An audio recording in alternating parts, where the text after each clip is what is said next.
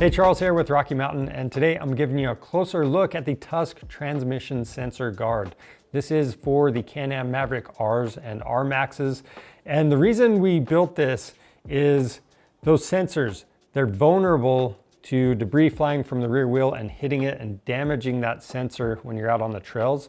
So if you want to avoid that, you need one of these sensor guards, and it's especially true on the two-seaters. The angle of that sensor is a little bit different. It's a little more vulnerable. So again, if you want to prevent issues, pick you up one of these sensor guards. They are available on our website. All you have to do is remove the single bolt that is holding your sensor in, put it through the bracket, and reinstall the bolt.